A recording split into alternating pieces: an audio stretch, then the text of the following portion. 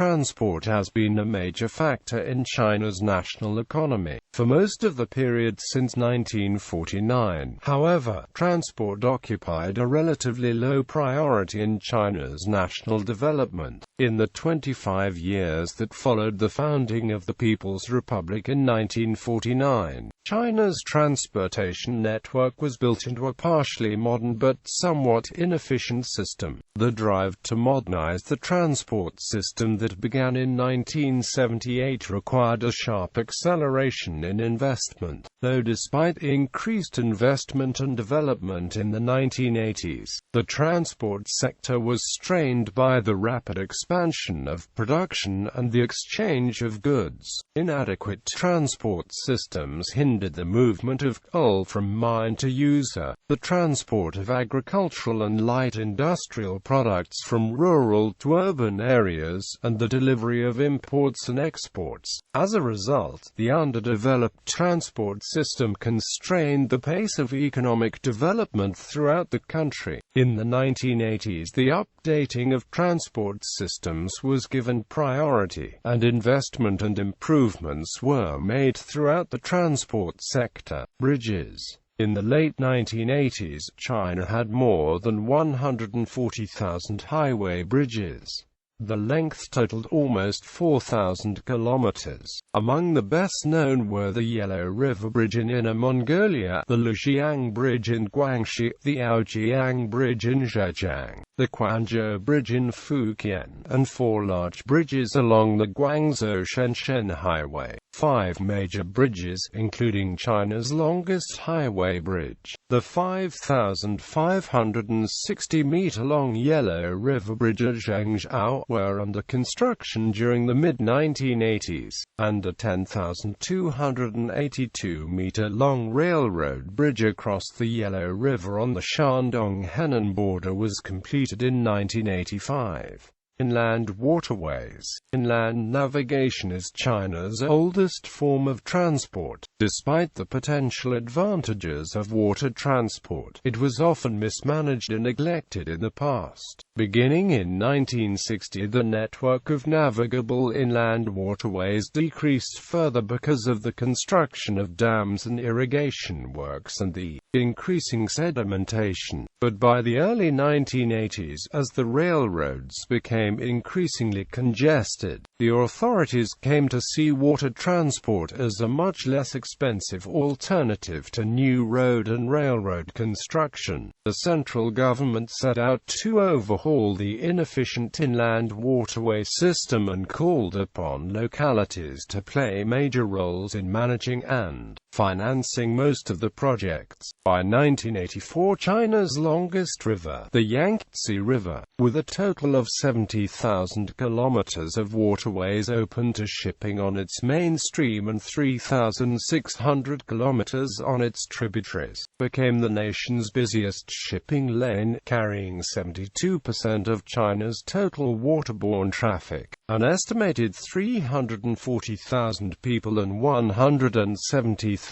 boats were engaged in the water transport business. More than 800 shipping enterprises and 60 shipping companies transported over 259 million tons of cargo on the Yangtze River and its tributaries in 1984. Nationally, in 1985, the inland waterways carried some 434 million tons of cargo. In 1986, there were approximately 138,600 kilometers of inland waterways, 79% of which were navigable. The Hawaii Canal in northern Anhui opened to navigation in 1984. This 134-kilometer canal linking the Ying River, a major tributary of the Huai River, with the Huai's main course, had an annual capacity of 600,000 tons of cargo. The canal promoted the flow of goods between Anhui and neighboring provinces and helped to develop the Huai River Plain, one of China's major grain-producing areas. Maritime shipping. During the early 1960s, China's merchant marine had fewer than 30 ships. By the 1970s and 1980s, maritime shipping capabilities had greatly increased. In 1985, China established 11 shipping offices and jointly operated shipping companies in foreign countries. In 1986, China ranked 9th in world shipping with more than 600 ships and a total tonnage of 16 million, including modern roll-on and roll-off ships, container ships, large bulk carriers, refrigerator ships, oil tankers, and multi-purpose ships. The fleet called at in more than 400 ports in more than 100 countries. The container ship fleet also was expanding rapidly. In 1984, China had only 15 container ships.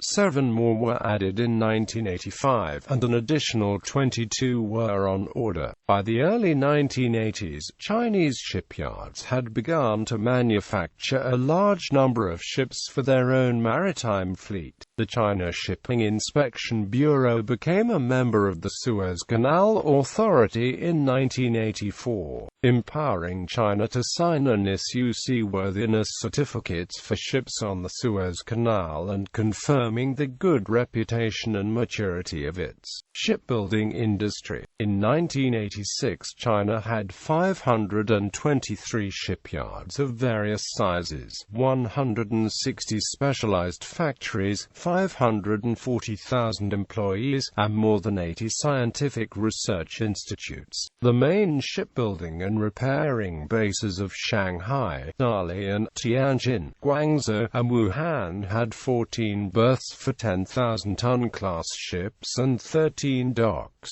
The inadequacy of port and harbor facilities was a long-standing problem for China but has become a more serious obstacle because of increased foreign trade. Beginning in the 1970s, the authorities gave priority to port construction. From 1972 to 1982, port traffic increased sixfold, largely because of the foreign trade boom. The imbalance between supply and demand continued to grow. Poor management and limited port facilities created such backups that by 1985 an average of 400 to 500 ships were waiting to enter major Chinese ports on any given day. The July 1985 delay of more than 500 ships, for instance, caused huge losses. All of China's major ports are undergoing some construction to speed economic development. The 7th five-year plan called for the construction by 1990 of 200 new berths,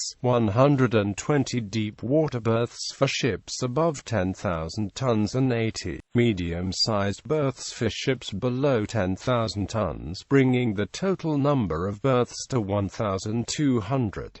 Major port facilities were developed all along China's coast. Civil aviation. In 1987, China's civil aviation system was operated by the General Administration of Civil Aviation of China. By 1987, China had more than 229,000 kilometers of domestic air routes and more than 94,000 kilometers of international air routes. The more than 9 million passengers and 102,000 tons of freight traffic represented a 40% growth over the previous year. The air fleet consisted of about 175 aircraft and smaller turboprop transports. CAAC had 274 air routes, including 33 international flights to 28 cities in 23 countries, such as Tokyo, Osaka, Nagasaki, New York, San Francisco, Los Angeles, London, Paris, Frankfurt, East Berlin, Zurich, Moscow, Istanbul, Manila, Bangkok, Singapore, Sydney, and Hong Kong. Almost 200 domestic air routes connected such major cities as Beijing, Shanghai, Tianjin, Guangzhou, Hangzhou, Kunming, Chengdu, and Xi'an, as well as a number of smaller cities. The government had bilateral air service agreements with more than 40 countries and working relations with approximately 300 186 foreign airline companies. CAAC also provided air service for agriculture, forestry, communications, and scientific research. The staff of CAAC was estimated at approximately 50,000 in the 1980s. The administration operated 3 training colleges to educate future airline personnel. In a bid to improve CAAC services, more ticket offices were opened in major cities for domestic and international flights. In the mid-1980s, regional airlines began operations under the general aegis of CAAC. Wuhan Airlines, run by the Wuhan municipal authorities, started scheduled passenger flights to Hubei, Hunan, Guangdong, and Sichuan provinces in May 1986. Zhejiang also planned to set up its own airline to fly to Kathmandu and Hong Kong. In the 1980s, the central government increased its investment in airport construction, and some local governments also granted special funds for such projects. Lhasa Airport in Zhejiang, Jiamusi Airport in Heilongjiang, and Kashi Airport and Yanning Airports in Xinjiang were expanded, and new airports were under construction in Xi'an, Luoyang, and Shenzhen. An investment of 500 million yen was planned for expanding runways and building new terminals and other airport facilities. In 1986, China had more than 90 civilian airports, of which 8 could accommodate Boeing 747s and 32 could accommodate Boeing 737s and Tridents.